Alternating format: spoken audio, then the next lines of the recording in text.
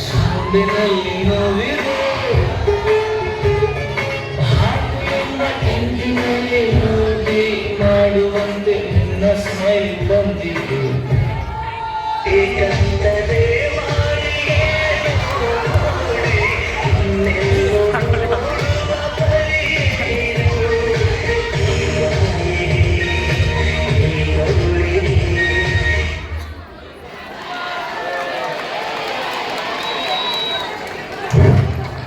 ಎಂ.ಕಾಮ್ ಮತ್ತೆ ಎಂ.ಬಿ ನೋಡಪ್ಪ ರೆಡಿ ಇದೀರಾ ಹೇಳಿ 5 ಮಿನಿಟ್ಸ್